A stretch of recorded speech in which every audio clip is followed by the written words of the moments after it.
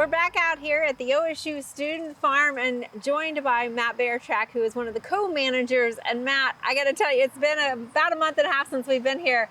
And I feel like you're getting overwhelmed with these plants. It's amazing how much they've grown. But we're in the watermelon patch. Let's talk watermelon and other melons, if you don't mind first. Okay. Yeah, we have 3 melons we're growing this year, 3 kinds of melons. We're growing watermelon, cantaloupe, and honeydew. And right now we're just about to start picking watermelons. Okay. So our 2 varieties of watermelons are Sugar Baby and Crimson Sweet. All right. Sugar Baby is a shorter day, 75 days, and we're right about that, last week. And then Crimson Sweet's about 100 days, and then the honeydew is also about 100 days, and then the cantaloupe, it's about 75 days, but it's a little further behind. Okay, because we've had some milder had temperatures. Some milder day, hot and mild, so it's kind of, a little fluctuations. Right. So what do we got right here? These are Sugar Baby watermelons. Okay, so I think the big question is, how do we know when to harvest our watermelon, right? Yeah, out of all the melons, I think watermelon has the most items to look at when you're talking about ripeness. For us, the main thing we look at is the tendril. Okay. And that's the tendril that's closest from where it attaches to the main stem. There's a tendril right at the junction. And what it'll do is it'll turn brown and it'll dry up. Okay. And that's a very good indicator of when it's actually ready. Okay, so this one's still green, so not ready yet. This one's still pretty green. So another thing, a lot of people like to look at is the field spot or the sunspot, which these Sugar Babies don't have a really pronounced sunspot. Some of them do, but most of them just kind of turn green. Okay. So if you're going by that, you could say, oh, this one's ready.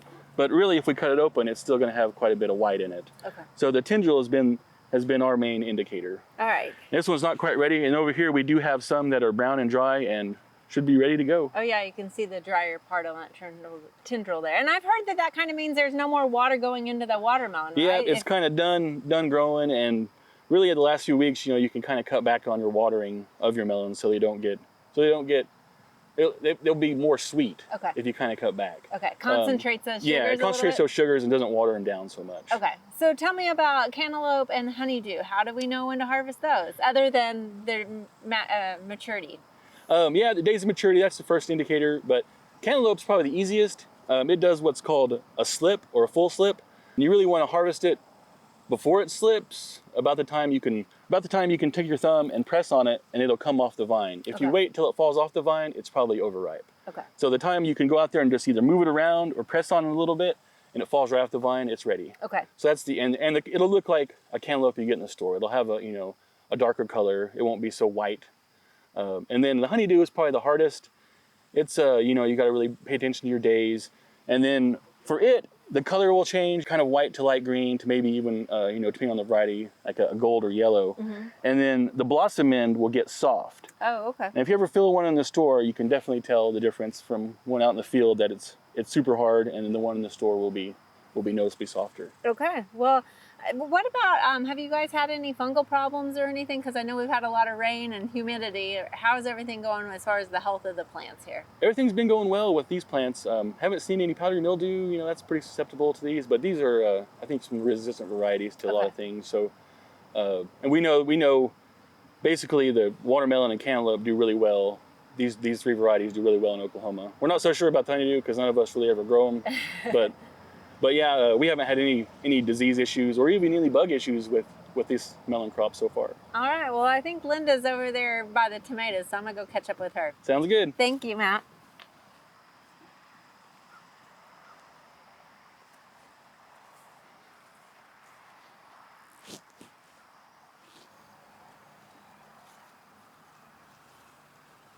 Hey, Linda, how are the tomatoes looking this year? Oh, they're looking beautiful. We've got some gorgeous, good-sized tomatoes here. You've got some nice ones there. Yeah. So tell me a little bit about how you got this crop started, because I think last time we were here, you were just planting them. Yeah, probably so.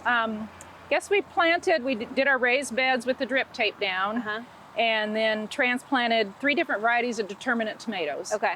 So then after we transplanted them, we pruned them up a little bit and added our first line of the stake and weave. Okay, so tell me a little bit about that stake and weave process and what you used. We just used baling twine. We used T-posts and rebar. So the T-posts are a little sturdier, so we do those like 12 foot apart, and then we'll put rebar in every 2 to 3 plants. Okay. And then that weave goes back and forth between the plants where each plant is contained. And are you using, what sort of line are you using that doesn't stretch? I know that's one of the things, when you get the weight, then those lines will stretch a little bit. It's just baling twine. Okay. You know, buy it locally. All right. Well, they look healthy. Your plants look nice and green all the way from the base to the top. So I think everything's going well. Yeah. And now you're harvesting. Tell us a little bit about what you're looking for when you're harvesting your tomatoes. Okay, we probably the best thing is we'll harvest them at the breaker stage. Okay. This one is just starting to turn color. When you harvest them at this stage, you've already got your flavor and your nutrients already there. So you can take them and put them in the house on your counter or put them in a paper bag. Okay. And they'll ripen the rest of the way and have all the flavor you need in them. So breaker meaning that they're just starting to turn and break into that color a little bit. Yep, exactly. So there's no, I mean, we all hear about that vine ripened tomato. So it's basically vine ripened. It is, yeah.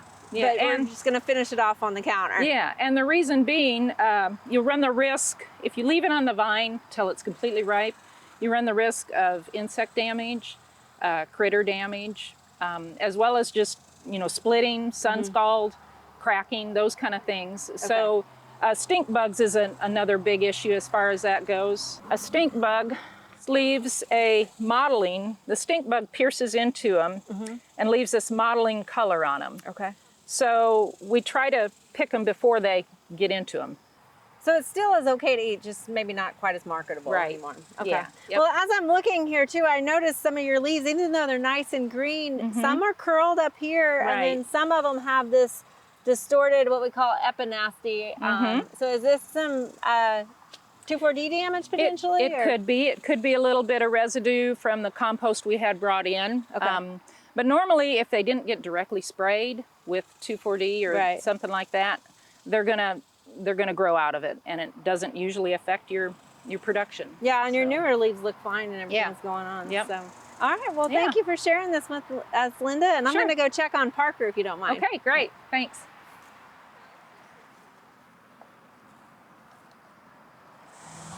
So Parker, you're telling me there's rows here, right? Yeah, there's supposed to be, yes. Okay. So what are we growing here, and how far are they spaced apart? So we've got spaghetti squash and butternut squash here, and I believe they're on 8 to 10 foot centers. I think we should put them on more like 20 foot centers, because these vines, especially the butternut squash, they'll grow 35 feet in one direction. And they're definitely starting that look, absolutely. Yep. So you're starting to harvest your butternut and also your spaghetti squash. Let's talk a little bit about both of those, and how do we know when to harvest them? Okay, sure. So a lot of people think about butternut squash and spaghetti squash as winter squashes. And so, you know, fall food, you think soups and towards the winter time. Right. And you're not wrong, but they can actually be harvested about midsummer as well. So these have been growing since the 1st of May, and this is the first harvest we've got on these. Okay. And, so even though they're a winter squash, they are a warm season crop, and harvesting's already started. Yep. All right. And and when you're harvesting them, this one's actually kind of small, but one thing you're looking for in spaghetti squash is you want kind of a bright yellow rind on it, and you want the skin to be tough enough that when you push your fingernail, you don't really leave much of a mark. Okay. So you think of like a normal summer squash like zucchini or yellow squash, you know how easy that will scratch. You know, you just pick it up and you put a dent in it, it feels like. If it's that soft, it's not right yet. Okay, and that's kind of what makes these that winter squash, right? Because they're going to have a longer shelf life with that harder rind on them. That's right, yep. Okay. Yep, and kind of same for butternut, but you can notice here there's some green lines on this. This one's not quite mature yet. Okay. For a mature butternut, you're looking for kind of a skin color, a dark tan. You don't want any green on it, and ideally the stem is starting to turn brown as well. Oh, okay, okay. For the fruit. And on both of these, you want to leave stem because that helps preserve it for the winter.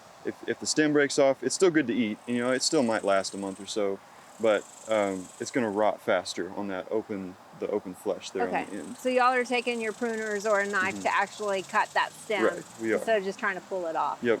Okay. Yep. All right. Good. Well, it looks like you're going to have a lot to harvest pretty soon. We do, yes. and harvesting will continue probably for several weeks once it starts, right? Right. The plants will keep making until the first frost. Okay. So, all right. Yep.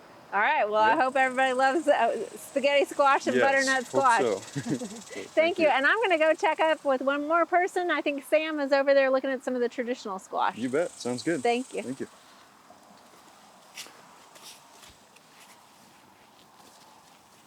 Hi, Sam. Hi, Looks like you got some cucumbers you're harvesting there. Yeah, tons of cucumbers. So what we've kind of been doing is asking, how do you know when to harvest all of this stuff? So let's talk cucumbers. Yeah, these ones are pickling cucumbers. Okay. So between 4 and 5 inches is the ideal range for harvest. Okay. We also kind of want a dark green cucumber versus a lighter one. These whiter ones with this specific variety tend to be a little bitter and not appealing. So this is the size and the color that you're going to want. Okay, kind of like a pickle, right? Yeah, exactly. So these that are much too large, I mean, Yes. they're still edible.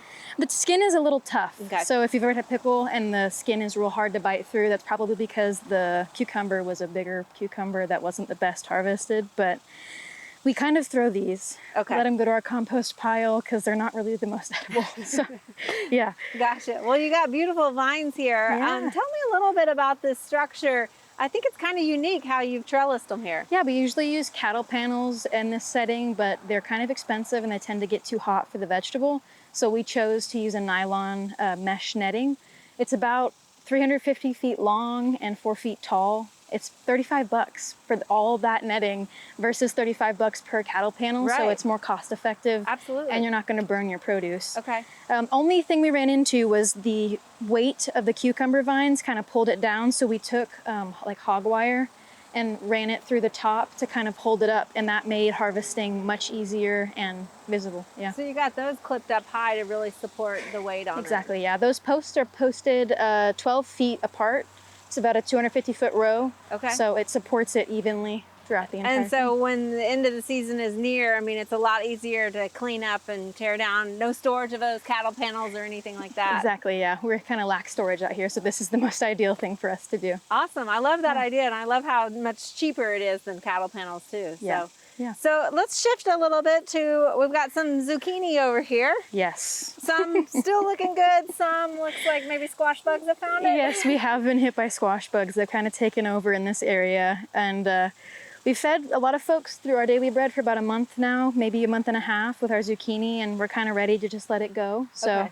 So you've got a good month of production off of yes, it. we've had That's plenty. awesome. Yeah, huge zucchini. Yeah. All right. Have you had any problems with vine borer or anything like that? I know you got several different squashes out here. Yeah, we saw some issues in June. We decided to do a treatment the 15th and the 21st, so a 5-day wait period.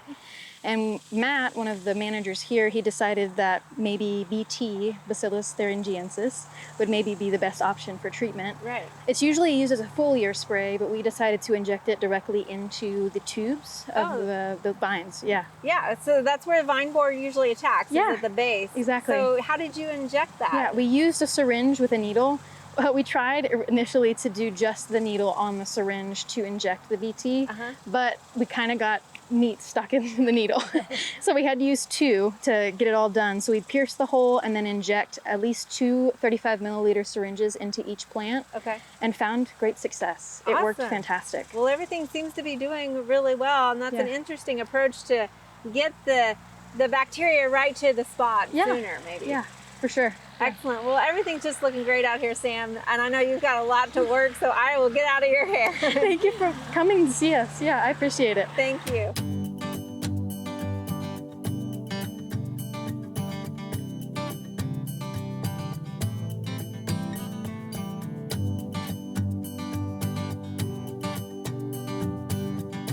We hope you enjoyed this video as part of our Oklahoma Gardening YouTube channel. You can also find even more videos on the OK Gardening Classics YouTube channel. And join us on social media for great gardening tips, photos, and discussion.